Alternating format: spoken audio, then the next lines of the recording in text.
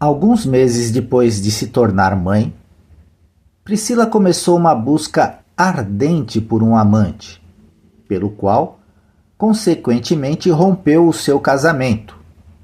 Ironicamente, a ocasião que inspirou este romance fatal foi criada por Elvis. Foi num grande torneio de karatê, realizado no dia 29 de maio de 1968, em Honolulu. Elvis tinha ido para o Havaí naquela semana de férias no Ilikai Hotel. Quando ele chegou, a mídia estava estridente diante dos anúncios do evento, que opôs os lutadores famosos das ilhas contra os campeões do continente.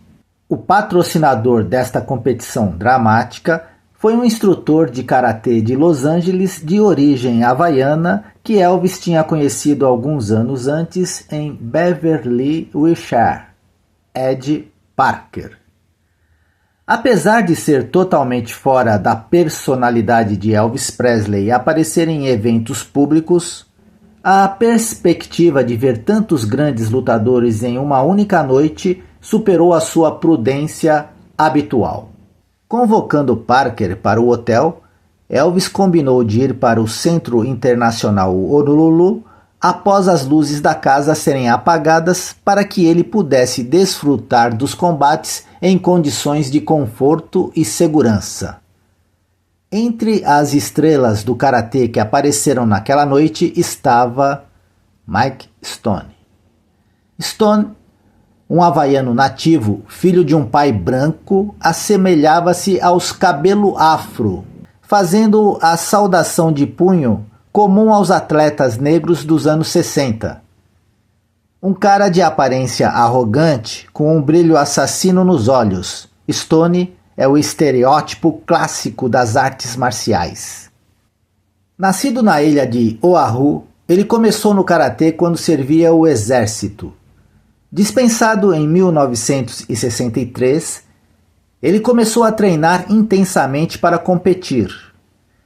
Dentro de 6 meses, ele estava aparecendo em combates locais. Em 1965, ele foi o campeão ocidental de karatê dos Estados Unidos. Em 1966, ele foi o grande campeão internacional. Nesse ponto, ele se casou e abriu uma escola no sul da Califórnia.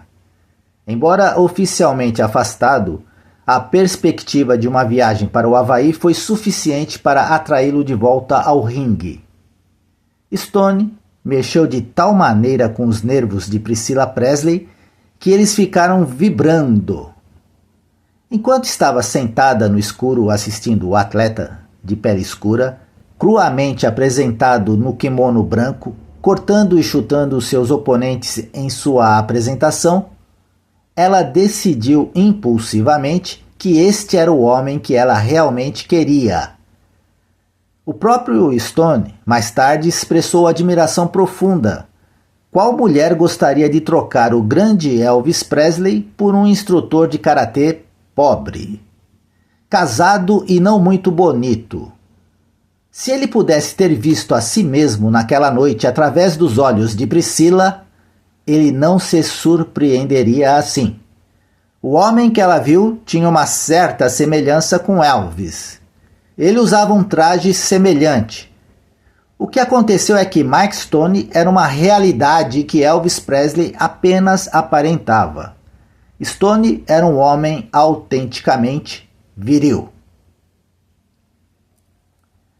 A virilidade tinha se tornado uma questão básica no casamento de Presley pelo que diz respeito a Priscilla.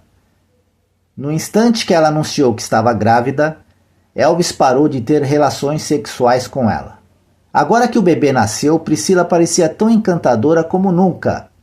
Elvis não deu nenhum sinal de retomar as relações sexuais com ela. Jamais. Isto não foi tão surpreendente, tendo em vista o fato de que Elvis sempre foi avesso ao sexo com uma mulher que havia dado à luz. De fato, com todas as mulheres com quem ele ficou seriamente envolvido, Elvis exibiria o mesmo padrão. Primeiro, ele exigia que ela o tratasse como se fosse sua mãe, com carícias, mimos e conversasse com ele na linguagem dos bebês. Então, quando ele chegava ao desejo de sua alma, ele começava a apresentar os sintomas do que poderia ser chamado de espada na cama. A expressão espada na cama, embora não seja um termo psicológico padrão, frequentemente sugere uma situação em que um dos parceiros se sente desconfortável, ou até mesmo com medo de sua própria atividade sexual com o parceiro, potencialmente devido a experiências passadas ou sentimentos de culpa. Pode ser interpretada como uma forma metafórica de dizer que a atividade sexual parece uma ameaça ou uma fonte de dor, em vez de prazer.